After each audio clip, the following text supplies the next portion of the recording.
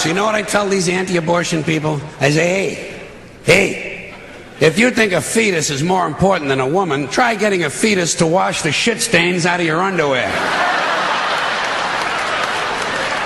For no pay and no pension. I tell them, think of an abortion as term limits. That's all it is. Biological term limits. But you know, the longer you listen to this abortion debate, the more you hear this phrase, sanctity of life. You've heard that, sanctity of life. You believe in it? Personally, I think it's a bunch of shit. Well, I mean, life is sacred? Who said so? God? Hey, if you read history, you realize that God is one of the leading causes of death. Has been for thousands of years. Hindus, Muslims, Jews, Christians, all taking turns killing each other because God told them it was a good idea.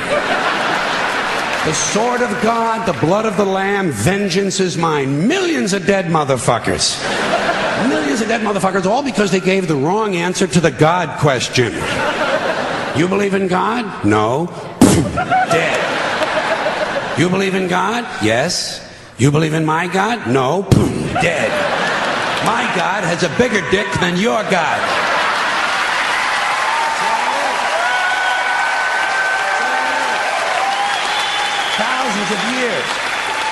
Thousands of years, and all the best wars, too. The bloodiest, most brutal wars fought, all based on religious hatred, which is fine with me. Hey, anytime a bunch of holy people want to kill each other, I'm a happy guy.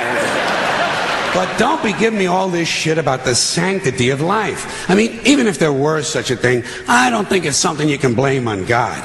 Now, you know where the sanctity of life came from? We made it up. You know why? Because we're alive. Self-interest. Living people have a strong interest in promoting the idea that somehow life is sacred. You don't see Abbott and Costello running around talking about this shit, do you? We're not hearing a whole lot from Mussolini on the subject. What's the latest from JFK? Not a goddamn thing. Because JFK, Mussolini, and Abbott and Costello are fucking dead. They're fucking dead. And dead people give less than a shit about the sanctity of life. Only living people care about it, so the whole thing grows out of a completely biased point of view. It's a self-serving, man-made bullshit story. It's one of these things we tell ourselves so we'll feel noble. Life is sacred. Makes you feel noble. Well, let me ask you this. If everything that ever lived is dead, and everything alive is going to die, where does the sacred part come in? I'm having trouble with that. Because, I mean, even with this stuff we preach about the sanctity of life, we don't practice it. We don't practice it. Look at what we kill. Mosquitoes and flies, because they're pests. Lions and tigers, because it's fun. Chickens and pigs, because we're hungry. Pheasants and quails, because it's fun. And we're hungry. And people, we kill people, because they're pests. And it's fun.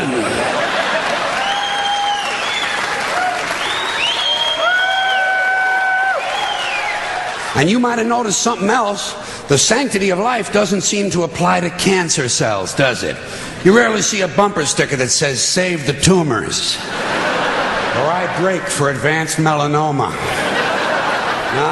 Viruses, mold, mildew, maggots, fungus, weeds, E. coli bacteria, the crabs. Nothing sacred about those things. So at best, the sanctity of life is kind of a selective thing. We get to choose which forms of life we feel are sacred, and we get to kill the rest. Pretty neat deal, huh? You know how we got it? We made the whole fucking thing up. Made it up. The same way. Thank you. The same way we made up the death penalty. We made them both up, sanctity of life and the death penalty. Aren't we versatile? And you know, in this country now, there are a lot of people who want to expand the death penalty to include drug dealers. This is really stupid. Drug dealers aren't afraid to die. They're already killing each other every day on the streets by the hundreds. Drive-bys, gang shootings, they're not afraid to die. Death penalty doesn't mean anything unless you use it on people who are afraid to die. Like the bankers who launder the drug money. The bankers who launder the drug money.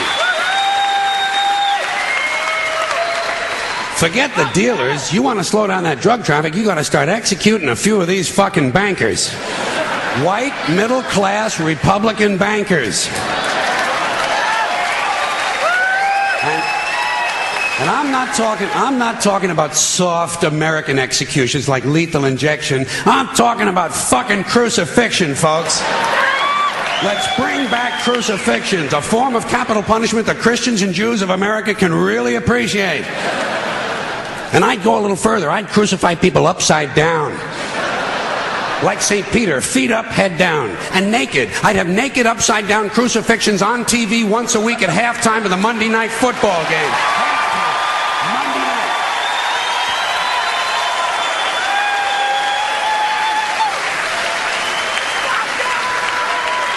The Monday night crucifixions. You'd have people tuning in don't even care about football. Wouldn't you like to hear Dan Deerdorf explain why the nails have to go in at a certain angle? And I'll guarantee you one thing, you start nailing one white banker per week to a big wooden cross on national TV, you're going to see that drug traffic begin to slow down pretty fucking quick. Pretty fucking quick. You won't even be able to buy drugs in schools and prisons anymore. Now, I don't care about capital punishment one way or another, because I know it doesn't do anything. It doesn't do anything except maybe satisfy a kind of biblical need for revenge. You know, if you read the Bible, you see that it's full of retribution and revenge. So really, capital punishment is kind of a religious ritual. It's a purification rite. It's a modern sacrament. And as long as that's true, I say, let's liven it up a little. I honestly believe if you make the death penalty a little more entertaining and learn to market it correctly, you just might be able to raise enough money to balance the stupid fucking budget. Balance the stupid fucking budget. And don't forget, the polls show the American people want capital punishment and they want a balanced budget. And I think even in a fake democracy, people ought to get what they want once in a while, just to feed this illusion that they're really in charge. Let's use capital punishment the same way we use sports and television in this country to distract people and take their minds off how bad they're being fucked by the upper 1%. Now, unfortunately, Monday Night Football doesn't last long enough. What we really need is year-round capital punishment on TV every night with sponsors. Gotta have sponsors. I'm sure as long as we're killing people, Marlboro Cigarettes and Dow Chemical will be proud to participate. Proud to participate. Balance the stupid fucking budget. And let me say this to you, my interesting Judeo-Christian friends, not only do I recommend crucifixions, I'd be in favor of bringing back beheadings. Beheadings on TV, slow motion, instant replay. And maybe you could let the heads roll down a little hill and fall into one of 5 numbered holes.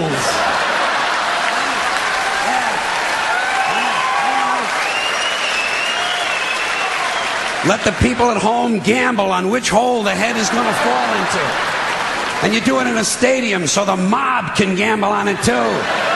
Raise a little more money. And if you want to expand the violence a little longer to sell a few more commercials, instead of using an axe, you do the beheadings with a handsaw. Hey, don't bail out on me now, goddammit. The blood is already on our hands. All we're talking about is a matter of degree. You want something a little more delicate? We'll do the beheadings with an olive fork. That would be nice, and it would take a good goddamn long time. There's a lot of good things we could be doing.